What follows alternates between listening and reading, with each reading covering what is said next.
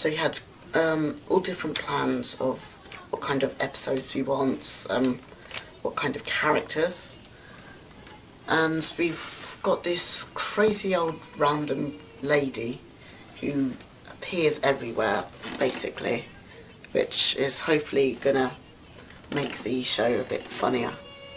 Yeah, that's the idea. We're trying to go for a funny kind of period drama. So that's the idea. We're filming this on just my iPod. We haven't got the actual cameras with us today, but so we've got all this stuff. Hopefully we'll move the barriers out of the way for the actual thing down here. But so this is just one of the many rooms. So I think one of the most important things to add to the realism of this series, apart from obviously the setting and the scripts and all that kind of stuff, and obviously the editing, I think one of the most important things is actually the costuming, which is why I enlisted some expert help from Julie, who's kindly lent us loads of costumes for this series. We've got loads of stuff.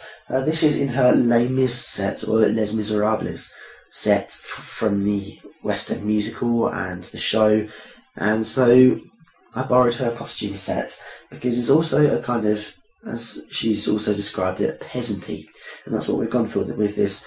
We've tried to stop this series. One of the things that we were worried about is we don't want this series to be pinned to 1 year. I don't want everyone to go, oh, 1920, because it's across a whole 50, 60 year span. Obviously the series doesn't last that long, but the costumes we've used do reflect that 50 or 60 years, about half a century, because it's very hard to find actual clothes just for one little time period. So we've gone for ones that kind of look similar, and you can tell they're similar from a similar time because of the colouring. There's lots of waistcoats, and there's a lot of mix of dark colours like brown with light colours like white. But this is about the only bright colour you're going to find in this set of clothes, because most of it is purples or browns or dark greens, the occasional blue. You won't find any reds and yellows or bright colours like that in this set, because they were seen as royal colours. Obviously purple's very regal, so you wouldn't find pure purple or reds or that kind of colour in this set, because it's meant to be peasants, and so that's really reflected by the clothing that's on offer. Saying that though, you can tell the time period by the clothes that we're looking at, because you have the sequins and embroidery, and all of those little patterns basically give it away. If you were looking at a different time period, it might be a bit more monotone, maybe a bit more like corset form, but these have embroiders, or have had embroiders in the past who have made the embroiderments, and as you can see, lots of accessories. This was a time period that we're looking at where accessories were really starting to flourish.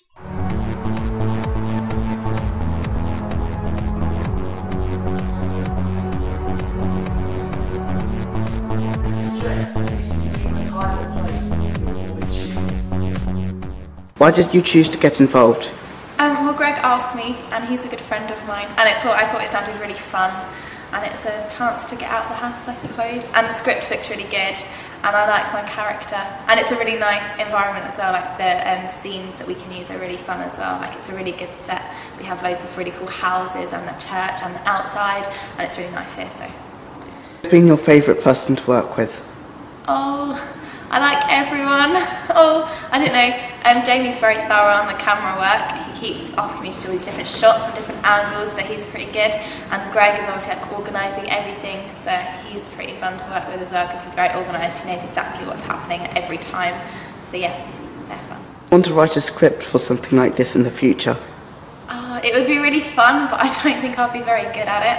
So I think I'll leave script writing to Gregg, because he's obviously got talent for that. So. How and when were you first asked to get involved with this? I was asked about a month ago. I think Gregg Facebook messaged me and said that he had something that he wanted us all to do, and that would be really cool if we all got involved, and so I said yes. Would you consider doing another series of the show if the opportunity came up? Yeah, that would be really great. Yeah, no, it would be really fun. It's really nice being here today because we're all friends, so we're all just doing this for a bit of fun, and hopefully it will all turn out well. And if it does, then hopefully we'll do some more of it, which would be really cool.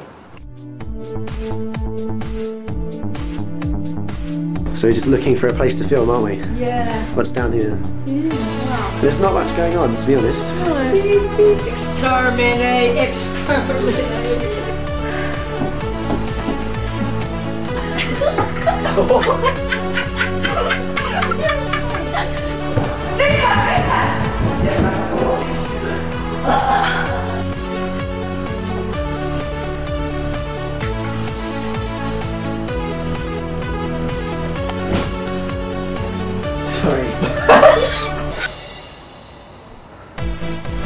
Sorry.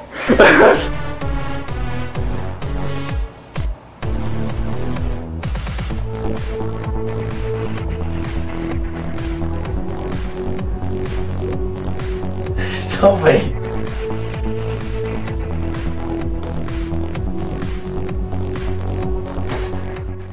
Who's been your favourite person to work with? For today, well, then it has to be my scene with Jack, who's the actor. How and when were you first asked to get involved with this? I was asked originally about a month ago, and immediately I said I'd like to cooperate with the situation, and so I was really excited. Would you want to write a script for something like this?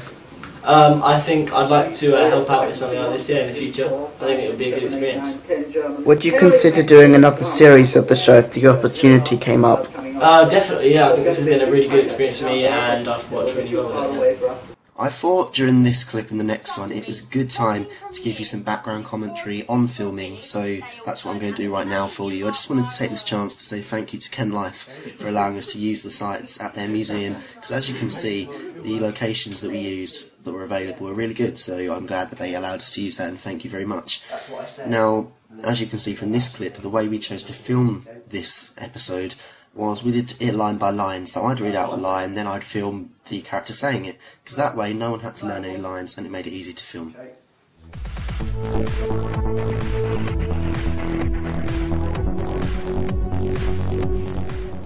Now when it came to trying to edit the video quality and try and make everything look a lot better, I could use a variety of different programs. One that I used is my editing program, it's Coral Video Studio. This is the Pro X2 version. Now what I only found out about recently is it's got a video filter here, which is actually anti-shake, which is exactly what I was trying to do. Now their anti-shake is good, it does what you ask it to do. Actually at the minute you'll see I'm editing some footage from the behind the scenes, but I thought this would be a good way to show you. So it does do what I ask it to, but it does make it slightly blurry, so I just apply the filter by dragging it on like that. Well, I'm not going to drag it on. I also used a program called Steady Hand, but I had a few problems with that. It is a good program, and I'm sure it's just my operating system, but it wouldn't really work that well. So then I found out about V-Reveal, which is this program right here. Now what it automatically does is you choose the area of the file you want it to put into the V-Reveal program, and this is in your folders tab. Now I knew that I usually use my folder, a certain folder, for all my YouTube videos, so I chose that whole directory and just put all of the video files in here that I still have remaining. So if we were to clips from the day, here it is. These are all the clips that we filmed for episode 1. So if I was going to say take a clip, I'm trying to think of one, I'll just mute it so that you can't hear it because I don't want it to talk over me. And so say we were going to use, I'm trying to find a short clip that might show you what I'm trying to do without everything looking, it might take too long, all that kind of stuff, so I'm trying to find a relatively short clip. Now, one that I know, this one and its predecessor both required some kind of editing, so this one is one that I've edited, that's what the 1 symbolises, and the effects to show that I've added effects to it. So you just select the one that you want. Okay, I have this one right here. Sorry, my computer's going a bit slow today, it's probably not the best time to show you the capabilities of V-Reveal, but I do guarantee that it's a good program. So there's the edited, well that's the non-edited version of this clip. Now it shows you the name of the folder, file even, then it shows you the date and the time, the quality, and then of course the frame rate. So you can obviously play about, repeat, and one feature on this that's really good is one-click fix. It does what it thinks it should do to make your video look better. So it's going to fix it for me. This is actually an outtake we use, so it's now finished one click. You might not be able to tell the difference, so we click this, and you can see on one side you've got the original and then you've got the enhanced. Now in V-Reveal you can't actually see much difference there. I do see your point, yep. You might be thinking, I can't see very much difference at all. Well, that's because the frame rate, when there's no rendering time or anything, it actually plays back live to you. So it might be that you think that doesn't look much different at all. Well, yeah, I can see what you're saying. I do understand that, but once it's exported it looks a lot better. But I don't usually use one-click fix, so I undo that. I like to choose it myself. So I keep the aspect ratio from the video so as not to play about the pixels and stuff. I try and clean it. I use the cleaning tool here. All you do is you drag these tools along. It's really quite simple. Because I'm doing this recording for you, it's slowing everything down, so I'm really sorry about that. But I'll try and get this all working as it's meant to. Then what I was actually got V-Reveal for, the team, I asked them if I could have a copy, and the reason I wanted it is for stabilisation and zoom. Now it does zoom in all the way, which sometimes may be what you want, sometimes might not be what you want. But in this particular case it's exactly what I want. So that's now completely stabilised. We add the full light. Now, as I said, it's probably not the best time to show it to you because it's really slowed everything down because I'm actually recording this. But so you can play about with effects, you can make it, you can tint it, you can make it vintage, all these cool effects, and you can just reset it with a click of this button here. You can also add titles to your video. You can fix it with any of these tools. One-click fix automatically puts the ones it thinks would make it look better, and obviously fine-tune it. Now you can automatically upload it to YouTube or Facebook from inside the computer program itself. Also you can create a snapshot, create a panorama, or save it to disk. Now I'm going to put my input resolution was 720, so I'm keeping that 720 HD. So keep resolution, and you can choose from a variety of formats. I'm using WMV because that's what most of my files have been. Then you can do some advanced features here, but we're not going to be messing about with that today. So then I just click save, and it starts exporting the final file for you so that you can see the finished result. Now while that's doing it, it does take quite a while, and when I say quite a while, it's a few minutes. So you'll begin doing that there.